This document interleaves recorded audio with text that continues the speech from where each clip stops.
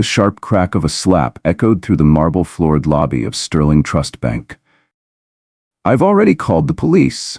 We don't serve your kind here," Mitchell Crane bellowed, his voice reverberating off the high ceilings, ensuring that everyone in the bank heard him. His authority was on full display. Customers froze mid-transaction, their heads snapping toward the commotion.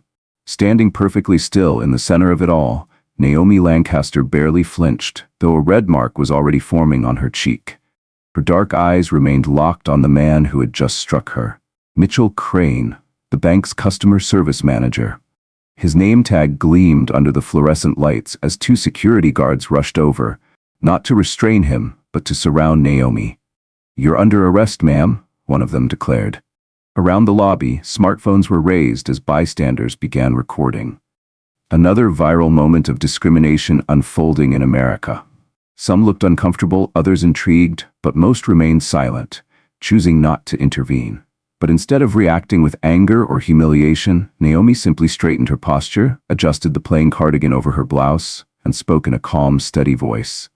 "I believe there's been a misunderstanding," she said, her words deliberate, controlled, despite the burning imprint on her skin. At 45, Naomi Lancaster was the definition of self-made success. The daughter of a hospital janitor and a public school teacher, she had worked her way through college with 3 jobs, earned her MBA while raising her son alone after her husband's passing, and built Lancaster Capital from a tiny consulting firm into a financial empire worth over $9 billion. Her face had graced the covers of Forbes and Wealth Weekly. Her name appeared on donor walls at hospitals, universities, and community centers across the country. With a single signature, she approved transactions that transformed communities. But none of that mattered at Sterling Trust Bank today. Gone were the designer suits and statement jewelry that defined her public persona. Instead, she wore simple, off-the-rack clothing from a department store. Her normally immaculate braids were tucked beneath a modest headscarf, and the elegant glasses that had become part of her signature look had been replaced with contact lenses. She looked like any other middle-class black woman simply trying to handle her banking, which was exactly the point. What Mitchell Crane didn't know was that 3 weeks earlier, Naomi had purchased Sterling Trust Bank in a quiet, undisclosed deal. The news of the acquisition hadn't yet been made public. In fact, most employees, including Mitchell himself, were completely unaware that the bank had a new owner. The official announcement was scheduled for the following month, after Naomi had completed her undercover assessment of the bank's customer service practices. But this wasn't just any bank to Naomi. This specific branch of Sterling Trust Bank carried painful significance in her family's history. 30 years earlier, her grandmother, Margaret Hayes, had walked through these same doors seeking a modest home loan. Despite perfect credit and an income that more than qualified her, she was denied, with vague excuses about different requirements for certain neighborhoods. That rejection had altered the course of Margaret's life. Forced to remain in rental housing, she lost opportunities to build generational wealth. Resources that could have secured a home, an inheritance, and financial stability for future generations were drained instead. "Some things don't show up in financial audits," Naomi had explained to her executive team when she first revealed her undercover plan. "Discrimination doesn't appear on balance sheets. Bias doesn't show up in quarterly reports. The only way to truly understand what customers experience is to become one." Her team had objected, of course. It was unorthodox. It was risky. What if she was recognized? What if something went wrong? Wouldn't it be easier to hire mystery shoppers or customer experience consultants instead? But Naomi had been adamant. You can't fix what you don't understand from the ground up. She insisted, with the same quiet determination that had built her financial empire. "I need to see it with my own eyes. I need to feel it with my own heart. That's the only way to create meaningful change." Away from boardrooms and high-stakes deals, Naomi's world revolved around one person, her son, Isaiah. At 16, he was her legacy, the future she had built through every sacrifice, every battle, and every sleepless night. Their modernist home, adorned with awards and recognitions, was more than just a place of luxury. It was a a testament to what was possible when barriers were broken and opportunities were seized. But even in their world of privilege and success, Isaiah wasn't blind to the realities of race and power in America. The night before Naomi's third visit to Sterling Trust, the visit that would end in a slap and a police call, Isaiah had questioned her over dinner, skepticism in his voice. "I don't get it, Mom," he said, pushing his plate aside. "You literally own the bank now. Why not just fire everyone and start over? Why put yourself through this?" Naomi considered his words carefully, just as she did with every question from her brilliant but impatient son.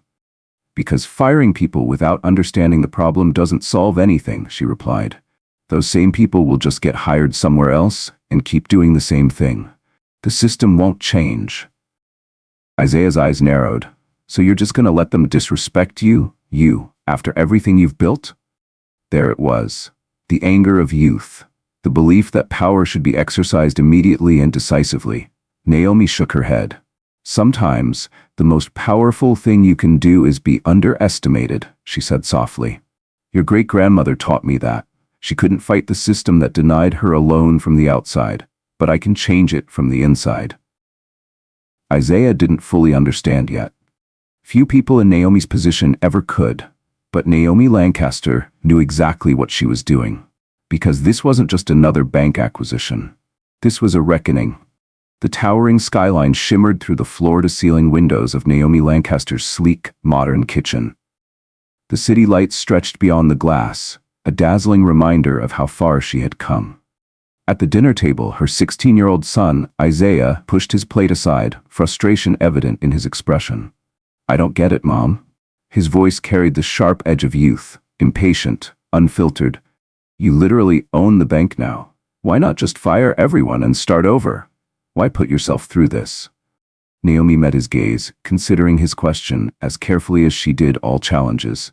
"Because firing people without understanding the problem doesn't fix anything," she said. "Those same people will just get hired somewhere else and keep doing the same thing. The system doesn't change." Isaiah frowned. "So you're just gonna let them disrespect you? You after everything you've built?" There it was, that righteous anger that belonged to the young, the belief that power should be exercised swiftly, that injustice should be crushed instantly. Naomi shook her head. "Sometimes the most powerful thing you can do is be underestimated," she replied, her voice steady. "Your great-grandmother taught me that. She couldn't fight the system that denied her a loan from the outside, but I can change it from the inside." What Isaiah couldn't yet fully grasp, what few people in Naomi's position ever could, was the double consciousness she carried every day, the awareness of being both a powerful banking executive and a black woman in America. Sterling Trust Bank was more than just another acquisition in her growing portfolio. It was a reckoning with a system that had denied people like her grandmother, Margaret Hayes, the opportunity to build wealth. The bank itself had a deep history that mirrored the nation's complicated relationship with race and money. Founded in 1952, Sterling Trust had flourished during America's economic boom years, but only for certain people. While white families secured home loans, business capital, and generational wealth, black applicants with the same credentials were routinely turned away with vague excuses. This was what Naomi intended to expose. This was why she stood in a simple cardigan and slacks in the lobby of a bank she already owned, asking for services that were already hers to command. The first visit, Naomi's first step inside Sterling Trust Bank, came on a Tuesday morning, strategically timed to avoid the peak business hours, but still capture an authentic customer experience. The branch occupied a stately brick building in the financial district, its marble columns and brass fixtures radiating the kind of wealth that had served it well for decades. The message was clear. This was a place for those who had already arrived, not for those who were still trying to get there. But Naomi hadn't come to admire the architecture. She had come with a question, one that couldn't be answered by numbers alone. Did all customers receive the same respect? She had prepared meticulously. Her outfit, navy slacks, sensible shoes, a cardigan over a plain white blouse, was carefully chosen to project a working professional of modest means. No designer labels, no luxury accessories, nothing that might signal wealth or status. She carried a well-worn leather purse, inside of which was her carefully crafted identity, a driver's license, credit cards, and bank statements under the name Naomi Hayes, her grandmother's maiden name. The documentation told the story of a self-employed consultant with a solid middle-class income, excellent credit, and enough savings to qualify for basic banking services. At 10:17 a.m., she stepped inside Sterling Trust and joined the main queue. 4 customers were ahead of her, waiting for the next available teller. The interior design was as intentional as the exterior: rich mahogany counters, tasteful artwork, and potted plants that signaled sophistication. But the unspoken message was louder than the decor. This was a place where money was treated with reverence, a place where status mattered. As Naomi waited, she observed. A white businessman in his 50s was immediately escorted to a private consultation desk. An elderly white couple was guided through retirement account options with patient-friendly service. And then it was Naomi's turn. She stepped forward with a polite smile. Aidan Clark, the young teller, barely 24 years old, fresh-faced and eager, sat at the counter. His crisp white shirt and precisely knotted tie spoke of someone who followed the rules. But when he saw Naomi approach, a flicker of hesitation crossed his face. Not outright hostility, but uncertainty. "Good morning," she said smoothly, keeping her tone neutral. "I'm new to the area and looking to establish a checking and savings account with potential interest in investment services." She placed her identification on the counter and asked about account options. Aidan hesitated, and then the first subtle sign of discrimination appeared. Instead of offering her a seat with a personal banker, as she had just seen happen for other customers, Aidan simply slid a brochure across the counter. "All of our account options are listed here," he said quickly. "You can also open an account at the ATM or online. It's much faster." It was discrimination masked as convenience. A suggestion that she should avoid human assistance, that her business wasn't important enough for a one-on-one consultation. Naomi noted it. The way his eyes flickered toward the customer service desk, where Mitchell Crane, the customer service manager, sat, watching. The way his posture stiffened, as if he had already anticipated what would happen next. She met Aidan's eyes. "I'd prefer to speak with someone about my options," she said pleasantly. "I have specific questions regarding investment services as well." Aidan's discomfort deepened. "I'll see if anyone is available," he muttered, reaching for the phone while avoiding eye contact. Naomi listened carefully to the hushed conversation. "I have a walk-in looking for account services." "Yes, she's requesting a banker." "I understand, but she specifically asked for a banker." "Okay, I'll let her know." He hung up and gave her a tight, rehearsed smile. "All of our personal bankers are currently with clients. It might be a significant wait. Are you sure you wouldn't prefer to use our online services? They're really quite user-friendly." The pattern was already forming, and Naomi knew she was just getting started. Naomi Lancaster maintained her polite expression as she placed her identification on the counter. "I'm looking to open a checking and savings account and would like to learn more about your investment services," she said smoothly. Across from her, Aidan Clark, the young teller, hesitated. A slight tension flickered across his face before he responded. Rather than offering to connect her with a personal banker, as Naomi had just seen him do for several white customers with similar or lesser financial profiles, he simply slid a brochure across the counter. "All of our account options are listed here," he said quickly. "You can also open an account through the ATM or online. It's much faster." Naomi recognized the tactic immediately. It was discrimination disguised as convenience, a subtle discouragement wrapped in a suggestion that skipping human interaction was somehow better for her. She kept her posture relaxed, though she noted the way Aidan's eyes flickered just briefly toward the customer service desk, where Mitchell Crane sat watching the exchange. His gaze was sharp, assessing. Naomi ignored him and turned her attention back to Aidan. "I'd prefer to speak with someone about my options," she said pleasantly but firmly. "I have specific questions regarding investment services as well." Aidan's discomfort visibly increased. "I'll see if anyone is available," he mumbled, reaching for the phone while avoiding eye contact. Naomi listened carefully to the hushed conversation. "I have a walk-in looking for account services." "Yes, She's requesting a banker. I understand, but she specifically asked for a banker. Okay, I'll let her know. He hung up and offered her an apologetic smile that didn't reach his eyes. All of our personal bankers are currently with clients. It might be a significant wait. Are you sure you wouldn't prefer to use our online services? They're really quite user-friendly. Naomi heard the message loud and clear. But before she could respond, the front doors opened, admitting a white woman in her 30s, dressed in casual business attire, not much different from Naomi's own look. Mitchell Crane immediately rose from his desk. Good morning. Welcome to Sterling Trust. Are you looking to open an account with us today? His voice carried across the lobby, warm and inviting. His entire demeanor shifted. Where he had been watching Naomi with cold scrutiny, he now projected enthusiasm and eagerness. I'd be happy to assist you personally, he continued. We take pride in offering a personal touch here at Sterling Trust. Naomi didn't react outwardly, but she noted everything. It was a textbook example of banking discrimination happening in real time. Two women, appearing similar in every way, except for the color of their skin. One directed toward automated services. The other immediately welcomed with human assistance. Naomi remained calm. I understand there might be a wait, she told Aiden, her voice steady.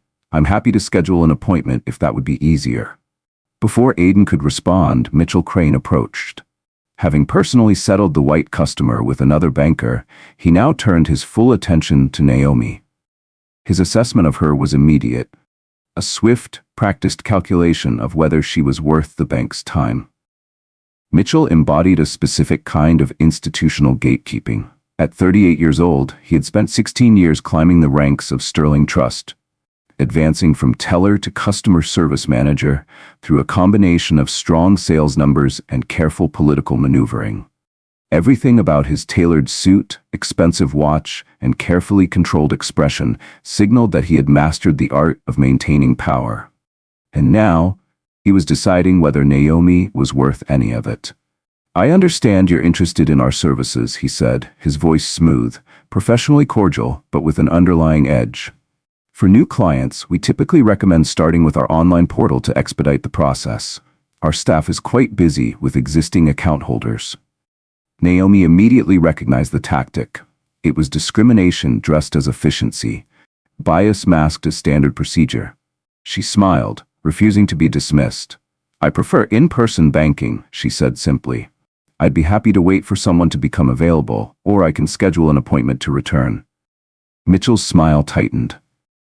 Without an existing relationship with Sterling Trust, new accounts have certain requirements, he said. Perhaps I could see additional identification and proof of address. We have strict compliance protocols. Another classic technique, requiring excessive documentation from certain customers while waiving those same requirements for others. Naomi didn't hesitate. She reached into her purse and produced her driver's license, social security card, and a recent utility bill, more than sufficient for any legitimate banking need. Mitchell took the license and examined it for far longer than necessary, holding it up to the light as if checking for forgery. Then, finally, he spoke. I see you're self-employed, he said, his tone cool, measured. There was a hint of something in his voice, something that suggested he found this detail suspicious, rather than completely ordinary. Naomi waited. She had already seen enough. And yet, this was only the beginning. Mitchell Crane studied Naomi Lancaster's documents with deliberate scrutiny, flipping through each page as if expecting to find something out of order. We'll need to see tax returns and business registration documents before we can proceed with any account openings, he said, his tone cool, measured, yet carrying an unmistakable edge of suspicion. Naomi remained composed. These requirements had not been mentioned to the white customer who had entered after her, nor were they listed anywhere in Sterling Trust Bank's public account opening policies. They weren't standard procedure. They were barriers, selectively deployed to discourage certain customers. Naomi met Mitchell's gaze evenly.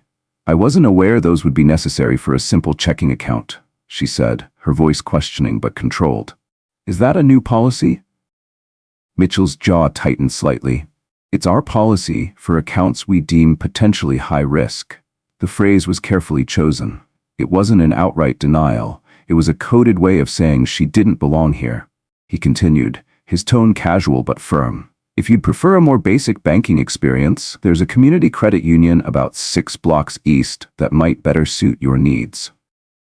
Naomi took in the words. It was yet another discriminatory tactic, steering minority customers away from prestigious institutions and toward alternative options.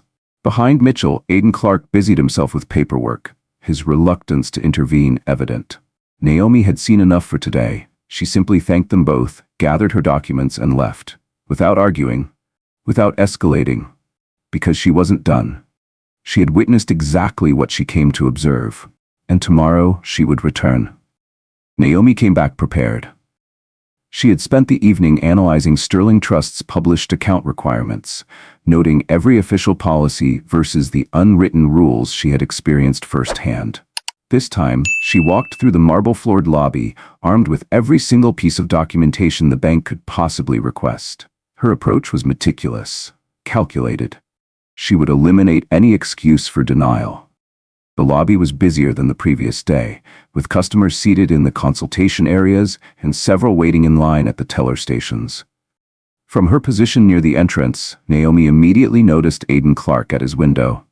The moment he saw her, his expression flickered with recognition. Further inside, Mitchell Crane was engaged in conversation with a white man in a golf shirt and khakis, laughing at something the man had said. Rather than joining the main teller line, Naomi walked to the information desk, where a receptionist was directing customers. She smiled. I'd like to open a checking and savings account and discuss wealth management options. And then, she added, smoothly, I have an appointment. It was a small deception, but a strategic one. Claiming an appointment often triggered different protocols.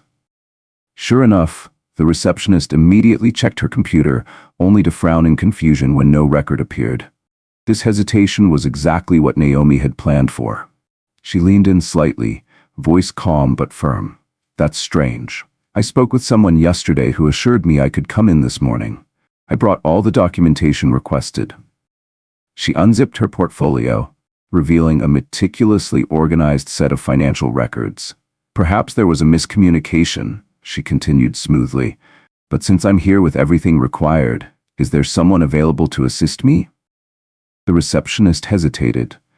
Naomi had spoken with too much quiet confidence to be easily dismissed. Unwilling to contradict a potential high-value client, she picked up the phone and called for available bankers. As Naomi waited, she became aware of another presence. From the doorway of his office, Bryson Walsh, the branch manager, was watching. He had likely been informed about her return visit. Bryson Walsh represented a different kind of power than Mitchell Crane. If Mitchell was the enforcer, Bryson was the strategist. A career banker, he had spent decades mastering the art of appearing polished and professional while allowing systemic discrimination to persist under his leadership. He was the kind of institutional leader who knew how to maintain plausible deniability, keeping his hands clean while allowing the gatekeepers beneath him to do their work. Now Naomi had his attention. Bryson approached, his practiced smile firmly in place. Good morning, he greeted her smoothly. I understand there may be some confusion about an appointment. Before Naomi could respond, Mitchell inserted himself into the conversation. He had noticed her return, and he wasn't pleased. Mr. Walsh, Mitchell said, his voice pointed, this is the individual I mentioned yesterday. She was advised about our documentation requirements for new accounts. Naomi caught the wording immediately. Not this client, not this woman, not even Miss Lancaster, this individual. It was a subtle but clear dehumanization, an attempt to reinforce her low value in the bank's hierarchy. Bryson's expression shifted. It was slight, a cooling of his tone, a realignment of his posture. But Naomi recognized it for what it was. A silent message had been exchanged. Mitchell's coded words had been received. Bryson understood exactly what was being implied. I see, he said slowly, his voice now measured. Well, as Mr. Crane likely explained, we have certain protocols for new account holders without an established banking relationship. He turned toward Naomi, his smile still intact but noticeably less warm. Perhaps we should review what documentation you've brought? Naomi said nothing. She simply handed over her full portfolio. Every required document, every financial statement, every proof of identity. There would be no excuses today. Naomi Lancaster slid her portfolio across the desk, its contents meticulously arranged for maximum impact. Inside were her driver's license, passport, social security card, birth certificate, 2 utility bills, 3 months of bank statements, tax returns, credit report, and business registration documents, far more than what was required for opening a simple account. No reasonable person could claim she had insufficient financial history. And yet, Mitchell Crane and Bryson Walsh exchanged glances. It was a silent exchange, but the meaning was clear. They were searching for a reason, any reason, to continue denying her service. Finding none, Walsh reluctantly gestured toward an empty desk in the consultation area. "Vivian can assist you with the initial paperwork," he said, signaling to the loan officer who had been watching the interaction with the calculated detachment of someone used to these scenarios. Vivian Harper was 61 years old, a veteran of the banking industry. She had started as a teller back when women in finance were still expected to wear skirts and serve coffee. Now, she had perfected the art of mechanical efficiency, completing her work with just enough professionalism to avoid scrutiny, but never offering unnecessary warmth to clients who didn't fit her preferred demographic. Naomi sat across from her as Vivian methodically began the account opening process. Her questions were technically appropriate, but they lacked the friendliness she had just displayed with another customer. When Naomi inquired about wealth management services, Vivian's response was immediate and dismissive.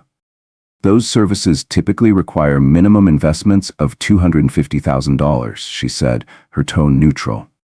"We generally recommend our basic savings options for customers who are just beginning their financial journey."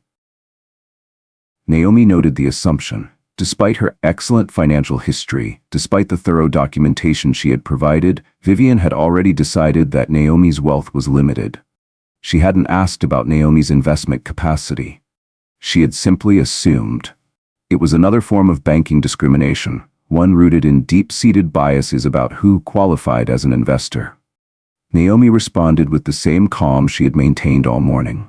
"I understand the minimum," she said evenly. "My investment portfolio currently exceeds $500,000, primarily in tech stocks and municipal bonds. I'm interested in diversification strategies." For the first time, Vivian hesitated. A flicker of surprise passed across her face before she masked it with professional neutrality. "We would need to verify those assets, of course. The documentation requirements are quite extensive."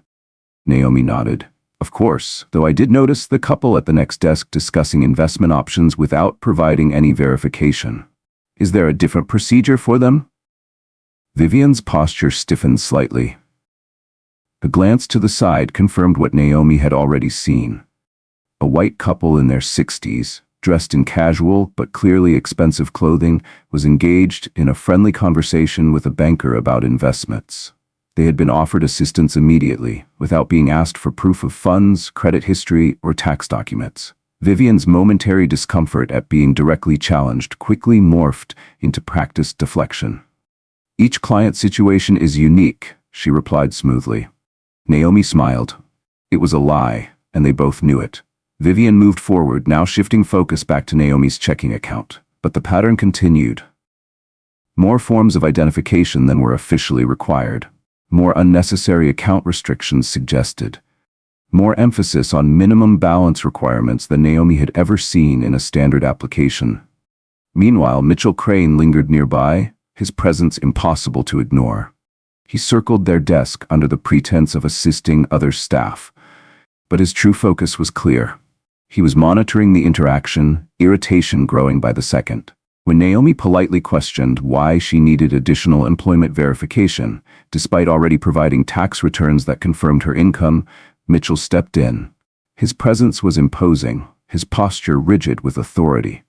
"Is there a problem here?" he asked, his words directed at Vivian, but his eyes locked onto Naomi. Vivian, unwilling to take full ownership of the growing tension, quickly distanced herself. "Miss Hayes has some questions about our verification requirements," she said smoothly. Mitchell's response was immediate, practiced. "Our requirements ensure that we provide appropriate services to only qualified clients." His tone was calculated, condescending. "If our standard procedures surpass your expectations, Perhaps another institution would be more suitable. There it was. The second time, Naomi had been encouraged to take her business elsewhere. The same coded message, delivered with professional polish, but no less insulting. Around them, the atmosphere in the bank had shifted. Other customers had begun noticing the tension. Some watched openly, while others pretended to focus on their phones or documents.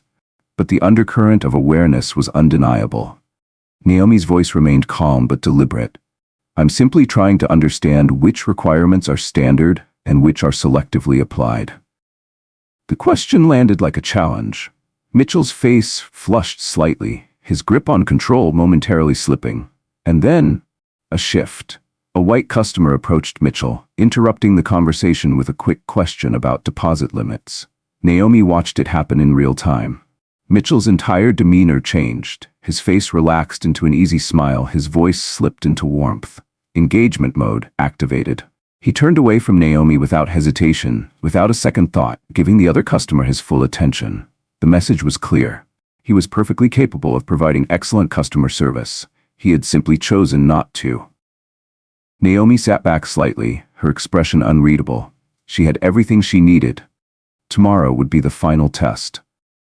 The contrast was unmistakable. The same banker, presenting two entirely different personas, based solely on the customer's race. Several bystanders noticed the shift. Mitchell Crane had been warm and accommodating just moments ago, yet now, as he turned back to Naomi Lancaster, his expression had hardened into barely disguised hostility. We'll need time to process your application and verify all documentation, he said coolly. We'll contact you within 7 to 10 business days regarding your account status. Another delay tactic. White customers were opening accounts on the spot. Naomi, despite having provided more documentation than anyone else in the bank, was being pushed aside. Her calm persistence had clearly agitated Mitchell, and as she gathered her paperwork, she made one final observation, designed to highlight the disparity. I noticed the gentleman who arrived after me has already completed his account opening and received his temporary checks, she said, her voice steady but pointed. Is there a reason my process will take 7 to 10 days while his was completed immediately? Mitchell's jaw tightened visibly. As I've explained, he said through clenched teeth, each client situation is unique. We've done everything we can to accommodate your requests today. If you'll excuse me, I have other clients to assist. Without waiting for a response, he turned and walked away, leaving Vivian Harper to awkwardly conclude the interaction. Naomi gathered her documents, noting how several customers were still watching, some with embarrassment, others with anger. Outside, she took a deep breath and made careful notes. Every interaction, every discrepancy, every subtle and overt tactic used to discourage her. The pattern was undeniable. And unlike the countless people who had faced this before, she wasn't just a victim documenting injustice. She was the owner of the very institution engaging in it. Tomorrow would be the breaking point. Thursday morning arrived with the crisp clarity of early autumn.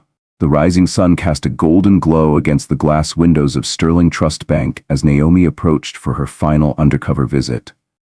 Today she escalated her test. Rather than opening a personal account, she would request business loan information, a service that involved longer, more detailed interactions and revealed even deeper biases in financial decision-making. This time, Naomi dressed slightly more formally than before, still within the bounds of middle-class professionalism, but with a presence that signaled confidence and purpose. Her documentation was flawless, her manner composed and determined. As she entered the now familiar lobby, she immediately noticed the shift in atmosphere. The staff recognized her now. From behind his teller window, Aidan Clark glanced up, then quickly looked back down. At her desk, Vivian Harper suddenly found paperwork intensely fascinating. Near the loan department, Mitchell Crane, mid-conversation with a colleague, stiffened slightly when he noticed Naomi enter. She was no longer an anonymous customer. She was now a problem they had failed to make go away. Naomi walked straight to the information desk. "Good morning," she said smoothly. "I'd like to speak with someone about business loan options. I'm considering expanding my consulting practice." The receptionist, new to Naomi but clearly aware of her through staff communications, responded with practiced neutrality. Do you have an existing business account with us? Not yet, Naomi replied. I'm in the process of evaluating banking relationships for both personal and business needs. The receptionist's eyes flicked toward Mitchell, who gave a barely perceptible nod. Please have a seat in the waiting area, she said. Someone will be with you shortly. Naomi took her seat, but she wasn't just waiting, she was observing. From her vantage point, Naomi watched as Mitchell and Bryson Walsh stood engaged in hushed conversation, their eyes occasionally darting in her direction. More telling was Mitchell's subsequent conversation with several employees, who all cast brief glances toward her while pretending to discuss routine matters. The message was clear. They were strategizing how to handle her. Meanwhile, in the 23 minutes Naomi sat waiting, she counted 3 white customers who had been assisted immediately, each receiving prompt, courteous service. Finally, Vivian Harper emerged from her desk, walking toward Naomi with a thin folder in hand. She held it out without sitting down, a clear signal that this was meant to be a brief interaction, not a consultation. We have some standard materials about our business services, she said. Naomi took the folder and opened it. Inside were generic marketing brochures, nothing outlining specific loan products, terms, or qualification criteria. This wasn't a conversation. This was a dismissal. Naomi looked up calmly. I was hoping to discuss options tailored to my particular business situation. I have projections and business plans I'd like someone to review. Vivian hesitated, then glanced subtly toward Mitchell, who was still watching the exchange. Vivian's posture stiffened slightly. Our business lending specialists are all with clients at the moment, she said carefully. Perhaps you could leave your materials for review, and someone will contact you. Before Naomi could respond, the front doors opened. A white man in business casual attire entered, striding toward the loan department. Immediately, Mitchell Crane approached him. Mr. Davidson, great to see you again. Hear about that business expansion loan we discussed? Bryson is ready for you in his office right now. No waiting, no hesitation, no barriers. Naomi had seen enough. She closed the folder in her hands, but rather than standing, she simply tilted her head slightly, fixing Vivian with a direct look. I notice your business lending specialists do seem available for some clients, she said. I'm happy to wait if Mr. Walsh will be available after his current meeting. Vivian's professional mask slipped slightly, revealing the discomfort of someone caught in a process she could no longer justify. I'll check on that for you, she murmured, stepping away quickly. But as Naomi watched Vivian hurry toward the manager's office, she overheard fragments of conversation from behind the customer service desk, where Mitchell had rejoined several colleagues. Third day in a row, getting tired of this. They always want special treatment. Naomi felt a quiet anger settle in her chest. This wasn't just about bias anymore. This was an institution actively working to exclude people like her. She stood and walked directly to the customer service desk, where Mitchell and his colleagues fell silent at her approach. Their expressions shifted from surprise to alarm, the instinctive reaction of people caught saying something they shouldn't have. Excuse me, Naomi said, her voice calm but unwavering. I couldn't help overhearing your comments. I'd like to understand which of Sterling Trust's policies justify treating clients differently based on race. The lobby fell silent. Every eye in the room turned toward them. This was it. The moment everything would unravel. Vivian Harper avoided Naomi Lancaster's gaze as she excused herself. I'll check on that for you, she murmured, retreating toward the manager's office. Naomi watched her go but remained seated. She had already overheard enough. The front doors swung open, and a white man in business casual attire entered. Without hesitation, Mitchell Crane immediately stepped forward, his demeanor completely transformed. Mr. Davidson, great to see you again. Hear about that business expansion loan we discussed? Bryson is ready for you in his office right now. No waiting period, no excessive documentation requests, no being asked to leave materials for review. Immediate, personalized service for one potential business client. Generic brochures and indefinite delays for another. The only difference? Race. Naomi kept her expression neutral, but her voice carried just enough weight for nearby customers to hear. I notice your business lending specialists do seem available for some clients, she observed. I'm happy to wait if Mr. Walsh will be available after his current meeting. Vivian froze briefly, her professional mask slipping for just a moment. A flicker of discomfort from someone forced to enforce policies she knew were discriminatory. She didn't argue, she simply nodded stiffly and continued toward the manager's office. As Naomi sat waiting, she overheard low voices coming from behind the customer service desk. Mitchell had rejoined two colleagues, speaking in hushed tones. She wasn't supposed to hear them, but she did. Third day in a row? Getting tired of this. They always want special treatment, should know their place. Naomi's hands tightened slightly on her portfolio. That was it. She stood. Without hesitation, she walked directly to the customer service desk, where Mitchell and the other employees immediately fell silent. Their expressions ranged from shock to poorly concealed guilt, the instinctive reaction of people caught saying something they shouldn't. Naomi's voice was measured. "Femme. Excuse me, I couldn't help overhearing your comments." She paused, letting the weight of her words sink in. "I'd like to understand which policies at Sterling Trust justify treating customers differently based on race." The lobby fell into absolute silence. Other customers turned to watch. Eyes shifted toward Mitchell, who was now flushing dark red, not with embarrassment, but with anger at being confronted. "I don't know what you think you heard," he snapped, his voice defensive, "but you're mistaken." Naomi didn't back down. "I've been here 3 days in a row, attempting to conduct legitimate banking business," she interrupted smoothly. "Each time, I've been treated differently from other customers. I've been asked for excessive documentation. I've been directed to automated services instead of personal assistance. I've been forced to wait while others were helped immediately. And now I've heard staff using racial slurs while discussing me." She folded her arms. "I'd like to speak with the branch manager about these practices." Mitchell's expression shifted from defensive to outright hostile. "You're creating a disturbance in a financial institution," he said coldly. "I'm going to have to ask you to leave immediately." Naomi's eyes didn't waver. "I'm simply requesting appropriate service and addressing concerning behavior." Her voice didn't rise, but the entire room could hear her.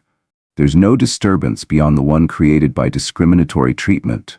Around them, customers had stopped their transactions. Some were openly watching, others had quietly pulled out their phones, sensing that something important was happening. Mitchell stepped out from behind his desk, moving into Naomi's personal space, a clear attempt at intimidation. "You need to leave. Now." Naomi held her ground. "Please, call security." Her voice was calm, even, unshaken.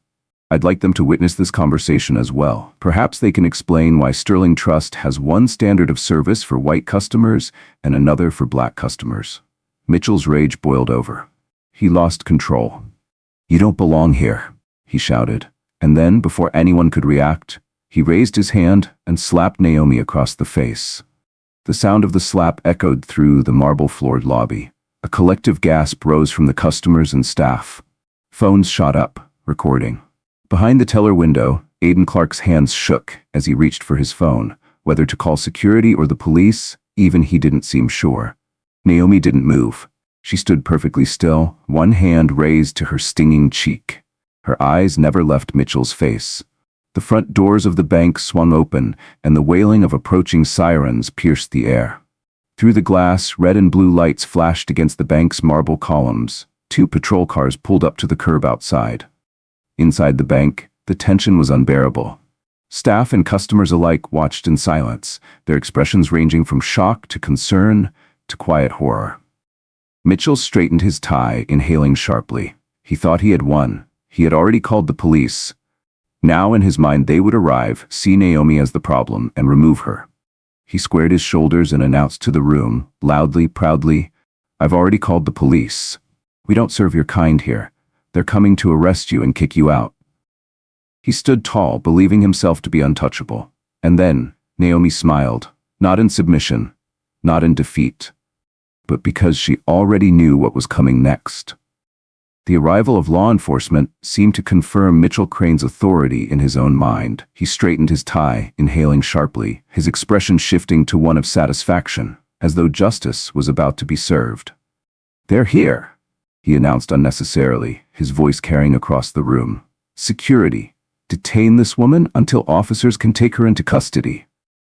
The atmosphere inside Sterling Trust shifted instantly. The lobby fell into an eerie silence as the 3 responding officers entered the building.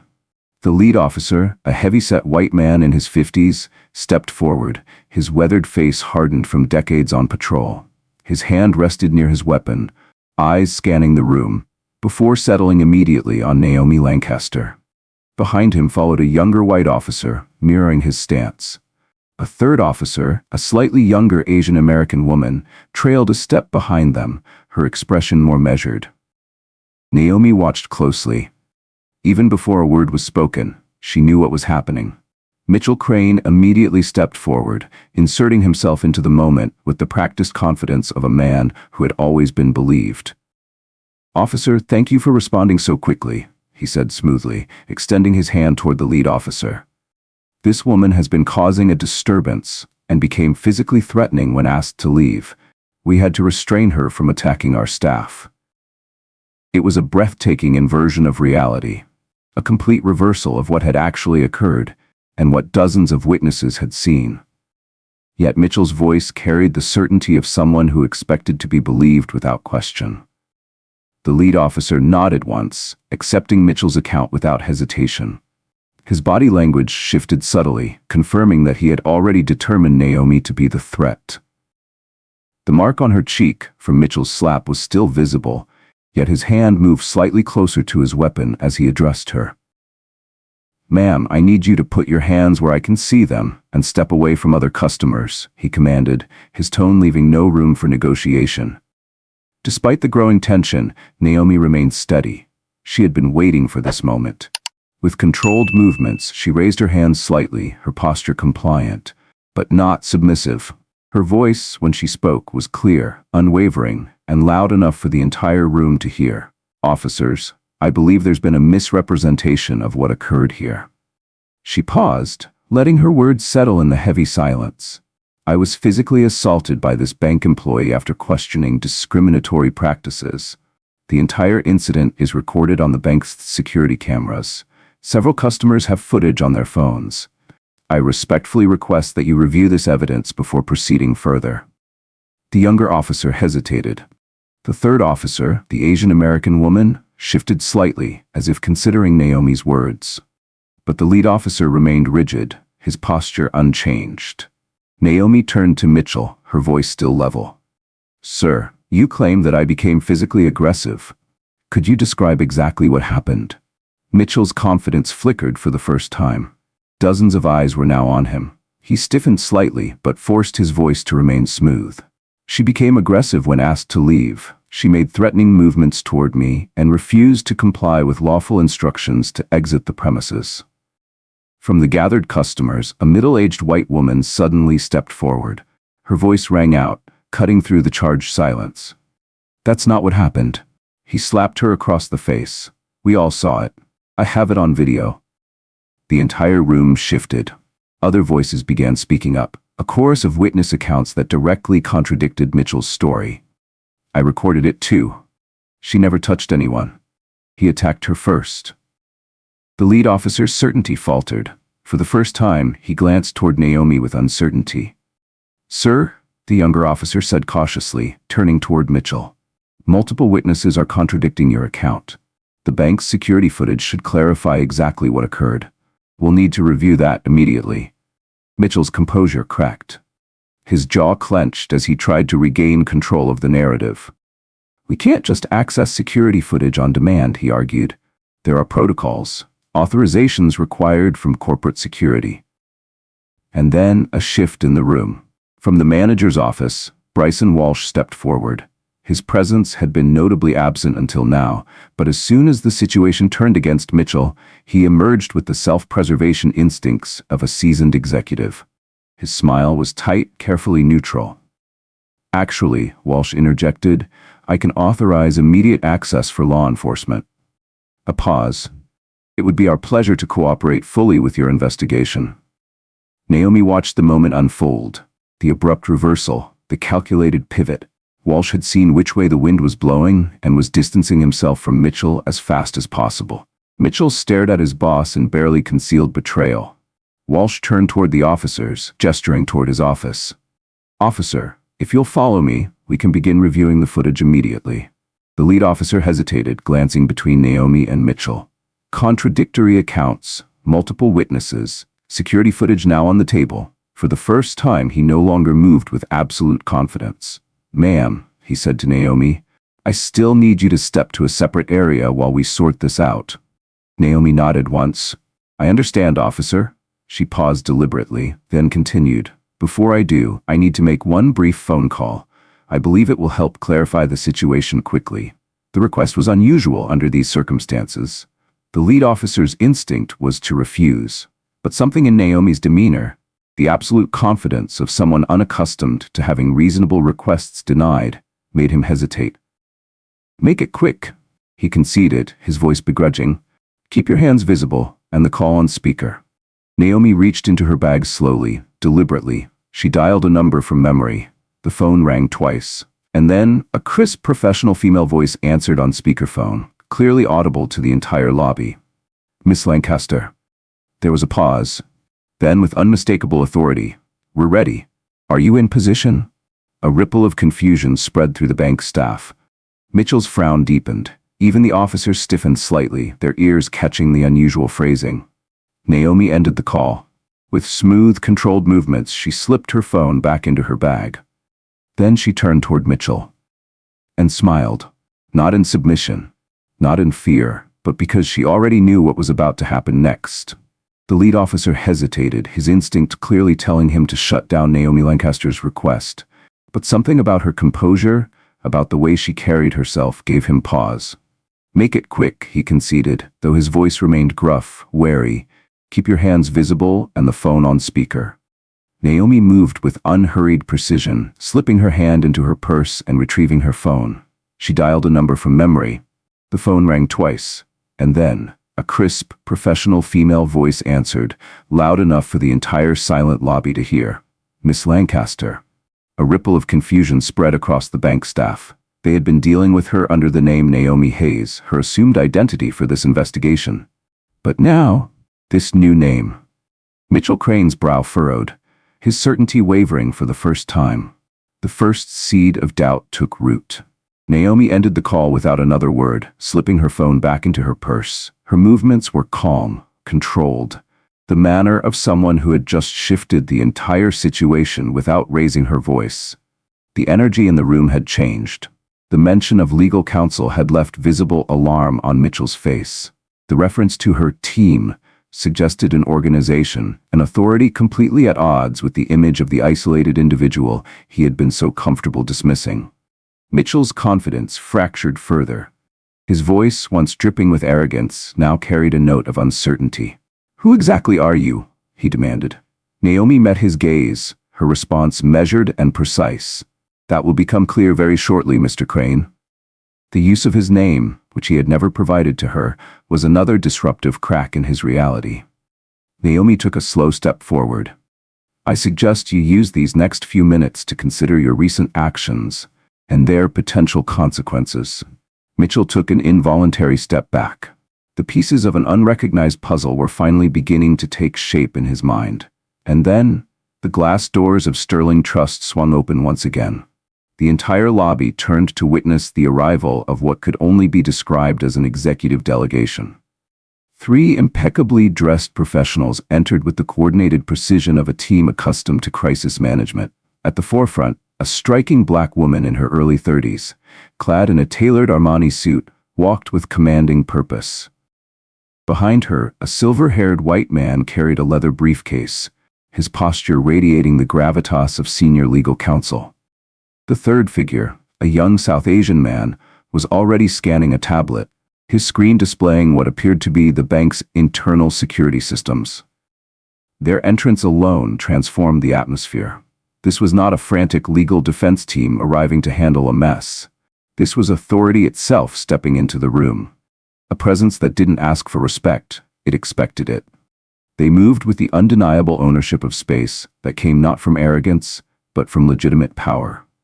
Without hesitation, the woman in Armani approached Naomi directly, offering no deference to the bank staff, the security personnel, or even the police officers. Miss Lancaster, she said, addressing Naomi with professional precision, we've secured the necessary documentation as requested. She handed Naomi a sleek leather portfolio, embossed with the Lancaster Financial logo, a distinctive insignia immediately recognizable to anyone in the banking industry. Bryson Walsh's expression transformed. His shift from administrative concern to dawning horror was palpable. Recognition set in. The pieces clicked into place. He knew exactly who Naomi was, and so did every high-ranking banker in the country. Naomi accepted the portfolio with unshaken composure, flipping it open and extracting several documents with embossed seals and official signatures. "Thank you, Desiree," she said smoothly. The lead officer, who had been treating Naomi as a suspect just moments before, now looked distinctly less certain. Naomi didn't address him yet. Instead, she turned toward Mitchell. His face was ashen. Naomi extracted one final document, holding it out for him to see. "Mr. Crane," she said, her voice even, "I am Naomi Lancaster, CEO of Lancaster Financial Group. 3 weeks ago, my company acquired controlling interest in Sterling Trust's parent corporation." Mitchell's fingers trembled as he took the official acquisition documents from her hands. His eyes skimmed over the corporate seals, the signatures of both organizations' boards. The realization hit him like a freight train. The woman he had dismissed, demeaned, and ultimately assaulted was not just a customer. She was his boss, the actual owner of the institution whose policies he had weaponized against her. Mitchell's face drained of all color. The power dynamic he'd taken for granted had just been completely inverted. His mind scrambled for a response, for some way to salvage the situation. All he could manage was a stammering whisper. I'm so sorry, ma'am." His voice shook, his arrogance shattered. Naomi didn't smile, she didn't gloat, she simply let the moment sink in. Because this was no longer about one man's downfall, this was about something far bigger. And as she turned back to the officers, the real reckoning was about to begin. Mitchell Crane's voice shook as he stammered, I didn't know." Naomi Lancaster wasn't ready to listen. His ignorance was not an excuse. She had already made her judgment. Bryson Walsh, ever the survivor, stepped forward. His posture had shifted, no longer the confident branch manager, but a man desperate to align himself with newly revealed power. His voice was oily, rehearsed, an attempt to salvage his own standing. "Miss Lancaster, had we known who you were, of course, you would have received our premier service experience. There's clearly been a regrettable misunderstanding." Naomi's voice was measured but firm. "No, Mr. Walsh." Her tone had changed. It carried authority now, finality, power. "There has been no misunderstanding." The hushed conversations in the lobby stopped. Every customer, every employee, every security guard who had nearly detained the owner of the bank, they all listened. "What's happened over these past 3 days is precisely what I came to observe," Naomi continued. "How Sterling Trust treats customers perceived to have no power or authority." She let that statement hang in the air. "The treatment I received was not a mistake. It was the result of deliberate policies and practices that your branch implements daily against customers who look like me." Bryson visibly stiffened. His survival instincts were kicking in, his mind already calculating how to separate himself from the sinking ship that was Mitchell Crane. Meanwhile, the bank lobby was alive with quiet astonishment. Customers and staff members were replaying every interaction they'd ever had. Every moment of dismissal, every extra document required, every subtle redirection to lesser financial products. This was not just one woman's experience. It was an exposure of a deeply rooted system. Desiree Carter, Naomi's executive assistant, took the acquisition document from Mitchell's limp grip and smoothly returned it to Naomi's portfolio. "Miss Lancaster," she said, "the executive team is assembled in the conference room as requested. Legal counsel has prepared the emergency action documentation for your signature, and HR representatives are standing by for immediate implementation of personnel changes." Mitchell's wild eyes darted around the room, searching for support, finding none. Even Bryson Walsh, who had enabled his discriminatory behavior for years, had subtly distanced himself. Now, he stood apart, his expression carefully neutral, calculating how best to position himself as an unknowing administrator rather than a complicit one. Mitchell's breath came fast and shallow. He had spent years at this bank, climbing the ladder, He had believed himself untouchable. And yet, here he was, moments away from losing everything. Officer Kimura, the Asian-American officer who had remained quiet through most of the confrontation, finally stepped forward. Her voice was calm, but official.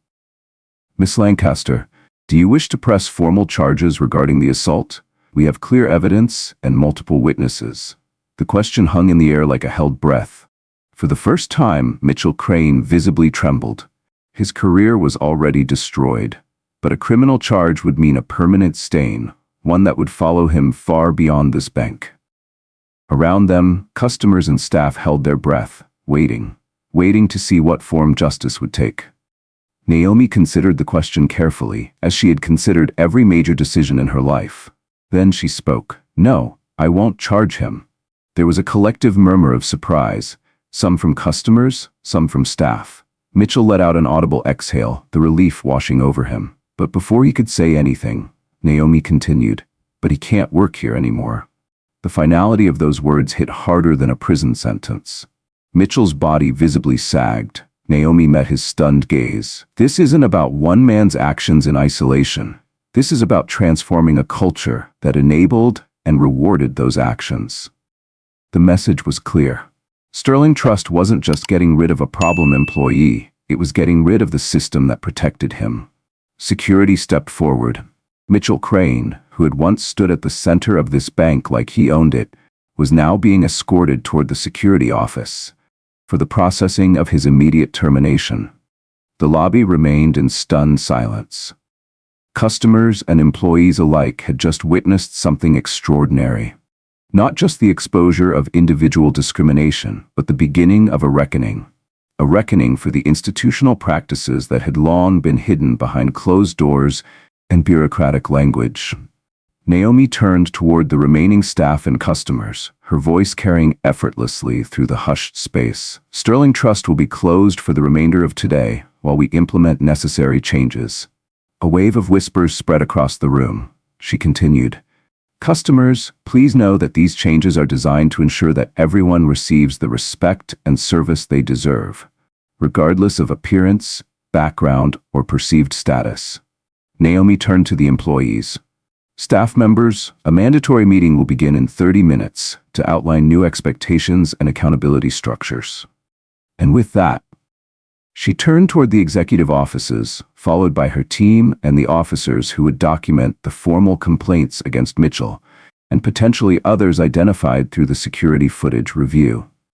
Her posture revealed neither triumph nor anger, only the purposeful determination of someone who had confirmed exactly what she suspected and was now in a position to create meaningful change. As the customers who had witnessed this extraordinary scene began filing out, many were already sharing the story through texts and calls. Some were posting videos, which would soon go viral across social media platforms. And before leaving, several customers approached Naomi directly. Some wanted to thank her. Others wanted to share their own experiences, stories that had previously had no pathway to accountability, but now found a receptive authority capable of addressing them.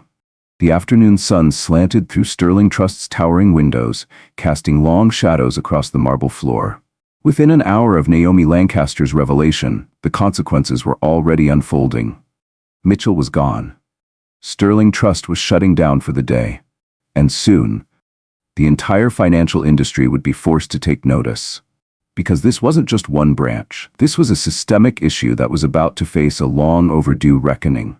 And Naomi Lancaster, the woman they had tried to ignore, dismiss, and remove, was now the one leading the charge.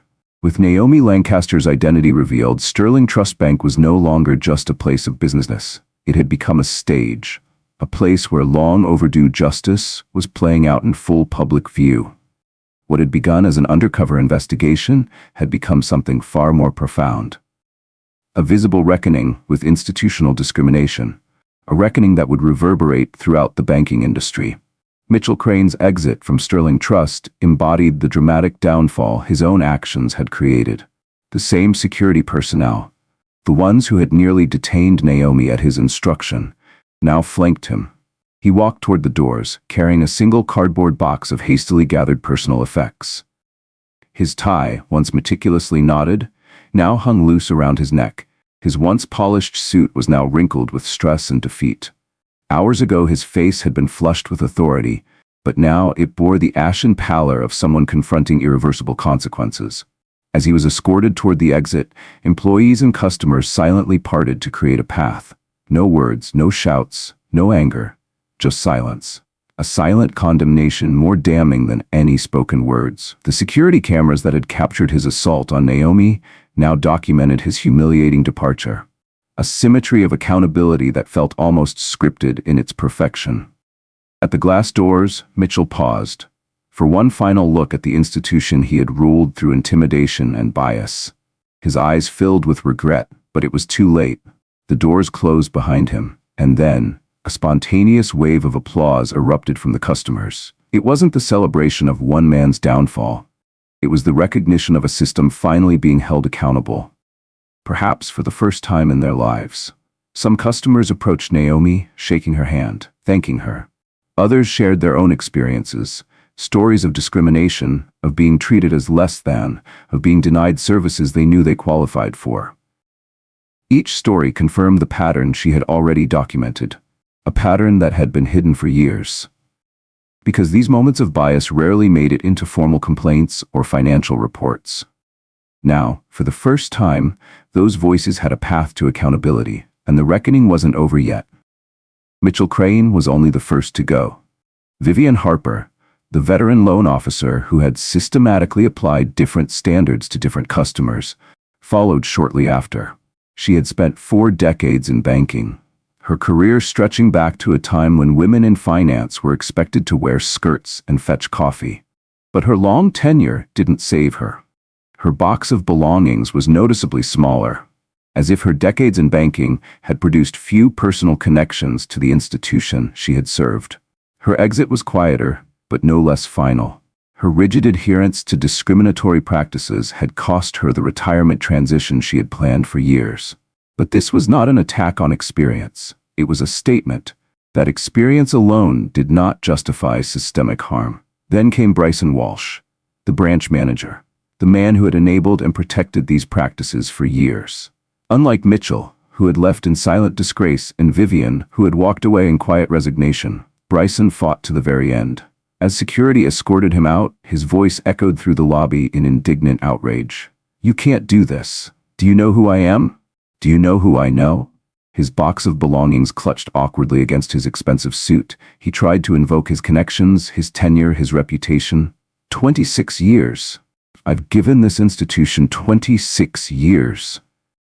But what he failed to comprehend, even in this final moment, was that his length of service aggravated rather than excused his culpability.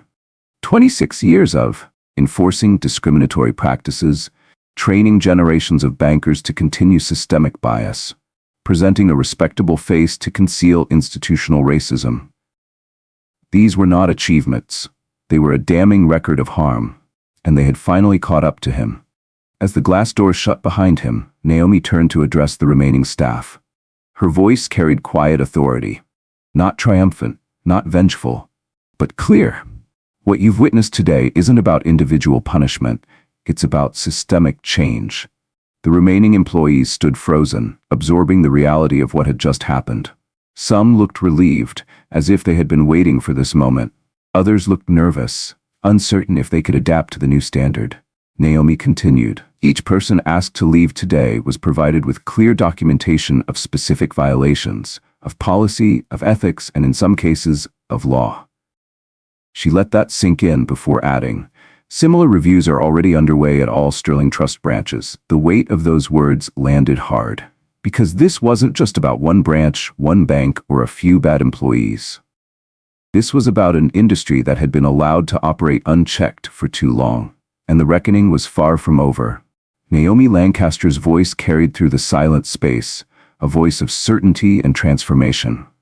Those who choose to remain with Sterling Trust will operate under new standards, accountability, transparency, and respect for every customer, regardless of appearance, accent, zip code, or account balance. Her words settled like a weight in the room. A reckoning had arrived. For every employee still standing in the lobby, there was a choice: adapt or leave. Some nodded in relief, as if freed from a system that had forced them to participate in practices that had conflicted with their personal ethics. Others looked uncertain, calculating whether they could adjust to this new reality, one that would fundamentally change the way they had been trained to operate.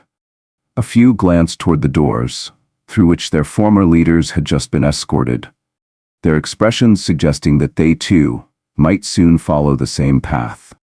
Beyond the walls of Sterling Trust, the day's extraordinary events were already spreading like wildfire. Within 30 minutes of Mitchell Crane's departure, the first news van arrived, a local station responding to the viral videos already circulating on social media. By the time Vivian Harper and Bryson Walsh exited the building, a small cluster of reporters had gathered, cameras rolling, capturing footage that would lead evening broadcasts across the city. How the media had been alerted remained officially unclear, but those who understood crisis management knew the truth. Naomi's team had ensured this reckoning would be public.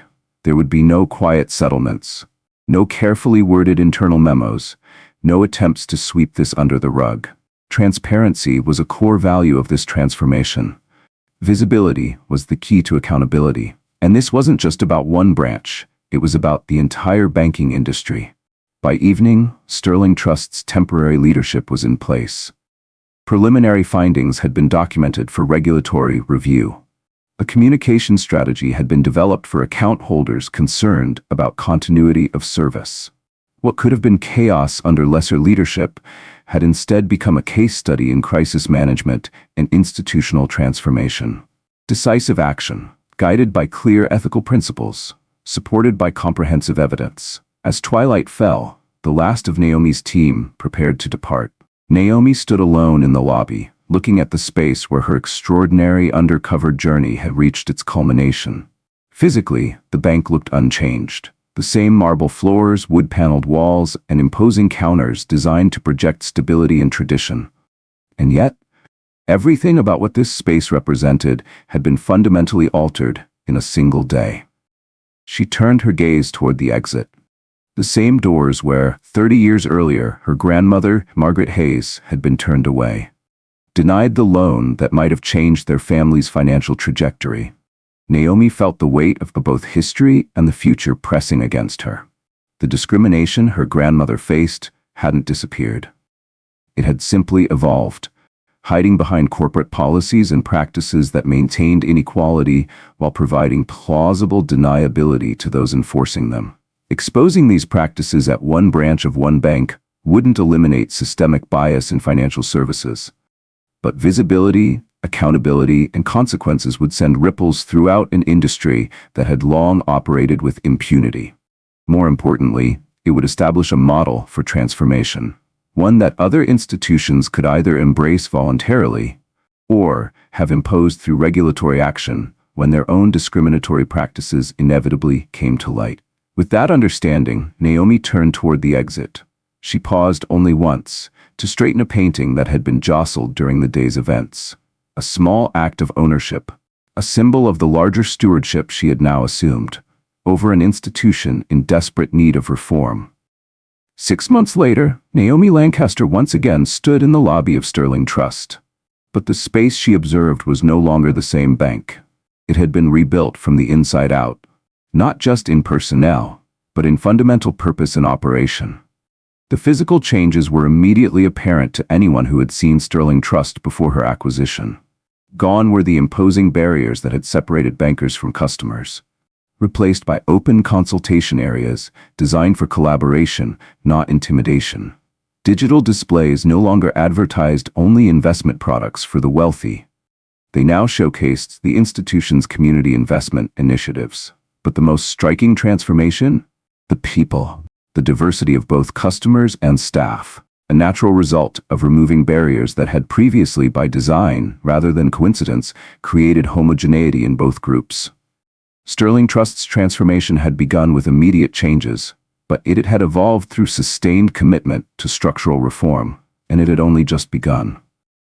Naomi Lancaster had refused to hide the truth. Unlike most institutions that buried their failures behind closed doors, she had made Sterling Trust's findings public. She had openly acknowledged the bank's past discriminatory practices, and had outlined specific reforms to correct them. This level of transparency was revolutionary in an industry that preferred carefully worded press releases and confidential settlements. It came with challenges, and it came with opportunities. The initial media response was explosive. Analysts debated fiercely whether exposing such deep-rooted institutional bias would destroy Sterling Trust's reputation beyond repair. Competitors saw an opening. They rushed to position themselves as more stable alternatives, quietly implying that Sterling Trust had become too volatile. But in their eagerness to capitalize on the controversy, they carefully avoided examining their own similar practices. And then, something unexpected happened. The public's response defied all conventional banking wisdom. In the first quarter after the reforms, new account applications surged by 34%. The growth was particularly strong among minority customers, communities that had been underserved or outright excluded by traditional financial institutions for decades. Corporate clients, especially those with a social responsibility mandate, began transferring substantial accounts to Sterling Trust. Not because of empty diversity statements, but because Sterling Trust had actually taken action. They had acknowledged systemic failure and implemented real solutions, and people noticed. This philosophical shift manifested in specific operational changes across all Sterling Trust branches. The client categorization system, which had previously sorted customers based on perceived value, often using racial and socioeconomic criteria disguised as financial metrics, was abolished. A new service protocol was introduced, ensuring a consistent experience for every customer, regardless of appearance, wealth, or background. Documentation requirements were standardized and published transparently, eliminating the subjective, selectively applied rules that had historically created barriers for certain customers. But the most groundbreaking reform? Lending criteria were redesigned to assess actual risk factors, instead of relying on biased proxies that had long perpetuated historical inequities. For decades, banks had used zip codes as qualification factors, a modern form of redlining. It was this very practice that had denied Naomi's grandmother, Margaret Hayes, the loan that could have changed her family's financial trajectory. Now zip codes had been eliminated from consideration. Instead, each applicant was evaluated individually, ensuring that opportunities were based on merit, not legacy discrimination.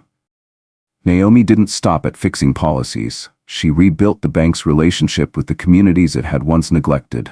Sterling Trust launched a series of financial education programs, hosting workshops on credit building and wealth management, offering low-interest business loans to minority entrepreneurs, creating homeownership programs for first-time buyers in previously redlined neighborhoods. Sterling Trust was no longer just another financial institution. It was a force for equity. The changes didn't stop with customers. They extended to personnel. Under Naomi's leadership, Sterling Trust had implemented a radically different hiring philosophy. Banking experience remained valuable, but it was no longer prioritized above lived experience, community connection, and ethical leadership. Hiring committees now included diverse voices, ensuring that bias wasn't quietly baked into recruitment decisions. Every employee, new and old, underwent comprehensive training on the history of financial discrimination in America, the unconscious biases that shape decision-making, practical methods for ensuring equitable service. 6 months after Naomi exposed the truth, Sterling Trust no longer resembled the institution it once was. As she walked through the transformed lobby, Naomi noted specific interactions that would have been impossible just half a year earlier. An elderly black woman in modest clothing sat with a personal banker, receiving detailed investment advice and being treated with the same level of respect and attention as the wealthy white businessman who had been served before her. A young Latino entrepreneur discussed business loan options without facing the excessive documentation requirements that had previously created artificial barriers for minority-owned businesses. A South Asian family was opening new accounts with standard identification instead of being subjected to extraordinary verification processes once demanded of customers with foreign accents or immigrant backgrounds. For the first time, Naomi saw the change she had envisioned fully realized.